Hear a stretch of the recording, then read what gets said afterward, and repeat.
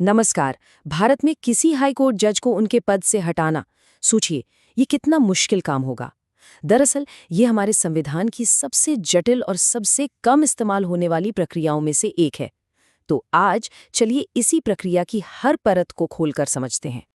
देखिए, किसी इतने ऊंचे पद पर बैठे जज को हटाना कोई छोटा-मोटा फैसला तो है नहीं। ये एक बहुत ही गंभीर कदम है और इसीलिए इसके लिए एक बहुत सख्त प्रक्रिया बनाई गई है, ताकि एक तरफ न्यायपालिका की आज़ादी बनी रहे और दूसरी तरफ उनकी जवाबदेही भी तय हो सके। तो सवाल ये है कि ये प्रक्रिया असल में है क्या, ये काम कैसे करती है, और क्या इसमें कोई ऐसी कमी भी है जिस पर ज्यादातर लोगों का ध्यान नहीं जाता। चलिए आज इन्हीं सवालों के जवाब ढूंढते हैं।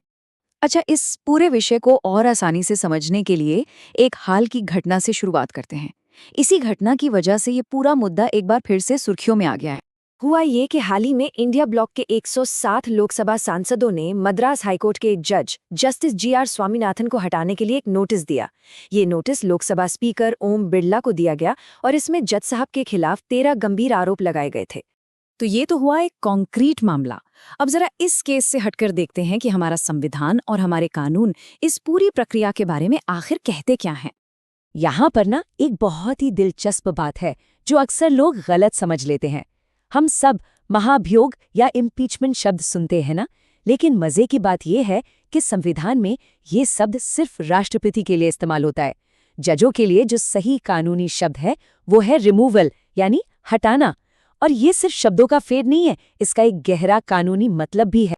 तो इस पूरी प्रक्रिया का आधार क्या है? देखिए, संविधान का आर्टिकल 124 सुप्रीम कोर्ट के जजों को हटाने के बारे में बताता है, और आर्टिकल्स 217 और 218 कहते हैं कि हाई कोर्ट के जजों के लिए भी बिल्कुल वही प्रोसेस फॉलो होगा। और इस प्रोसेस की सारी डिटेल्स, मतलब स्टेप बाय स्टेप क्या होगा, ये सब लिखा है न्यायाधीश जांच अधिनियम 1968 में। अब ऐसा तो है नहीं कि किसी का मन किया और जज को हटा दिया, बिल्कुल नहीं। इसके लिए बहुत ही ठोस, बहुत ही गंभीर वजह होनी चाहिए। तो क्या है वो वजह? चलिए देखते हैं। कानून में दो शब्द इस्तेमाल किए गए हैं, सिद्ध कदाचार या अक्षमता। अंग्रेजी में कहें तो प्रूव्ड मिसबिहेवियर और इनकैपेसिटी। अब ये कदाचार क्या है? इसमें भ्रष्टाचार या जानबूझकर अपने पद का गलत इस्तेमाल करने जैसी बहुत गंभीर बातें आती हैं।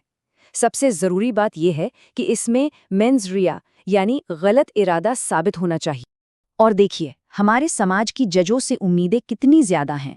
सुप्रीम कोर्ट ने भी एक बार कहा था कि एक जज से ईमानदारी की उम्मीद कठोर और पूर्ण होती है, मतलब कोई गुंजाइश ही नहीं है। इससे पता चलता है कि उनके लिए नैतिक मानक कितने ऊंचे रखे गए हैं। ठीक है, तो अब हमें ये पता चल गया कि जज को हटाने का आधार क्या हो सकता है। अब जरा इस पूरी प्रक्रिया को स्टेप बाय स्टेप समझते हैं। ये काफी लंबी है, तो ध्यान से देखिएगा। तो देखिए होता क्या है। सबसे पहले या तो लोकसभा के कम से कम 100 सांसद या राज्यसभा के 50 सांसद एक प्रस्ताव पर दस्तखत करते हैं। इसके बाद ये प्रस्ताव जाता है स्पीकर या चेयरमैन के पास। वो तय करते हैं कि इस पर आगे बढ़ना है या नहीं। ये एक बहुत जरूरी पड़ाव है, इस पर हम लौटेंगे। अगर वो हाँ कह देते हैं, तब बनती है एक 3 सदस्य न्यायिक समिति जो आरोपों की गहराई से जांच करती है। अगर समिति कहती है कि हाँ जज दोषी हैं, तब मामला संसद में वोटिंग के लिए जाता है।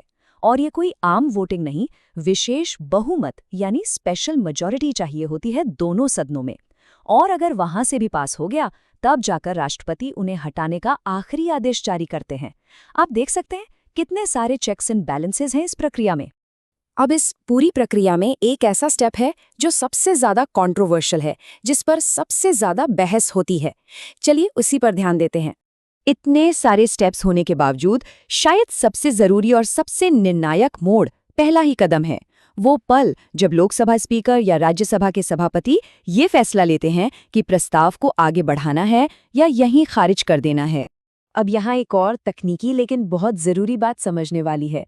जब स्पीकर ये फैसला ले रहे होते हैं, तो वो सिर्फ सदन के अध्यक्ष के तौर पर काम नहीं कर रहे होते। वो उस वक्त न्यायाधीश जांच अधिनियम के तहत एक वैधानिक अधिकारी यानी स्टैट्यूटरी अथॉरिटी की हैसियत से काम करते हैं। मतलब उनका फैसला सिर्फ सदन की कार्रवाई नहीं है, ये एक कानूनी फैसला है। और यहीं से असली सवाल शुरू होता है। सोचिए, 100 से ज्यादा सांसद जो जनता के चुने हुए प्रतिनिधि हैं, वो एक प्रस्ताव ला रहे हैं। तो उसे जांच शुरू होने से पहले ही पहले कदम पर ही कैसे और क्यों रोका जा सकता है?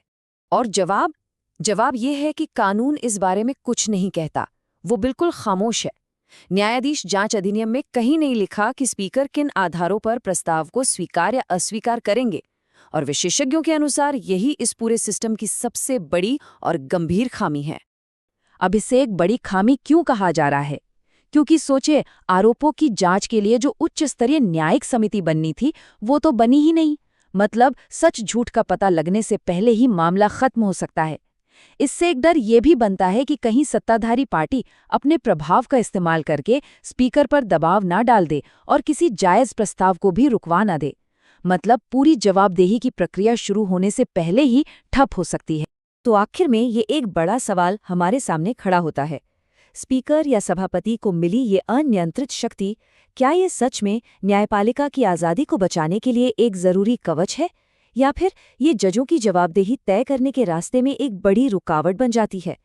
ये एक बहुत ही महीन संतुलन है जिसके बारे में सोचना बहुत ज़रूरी है।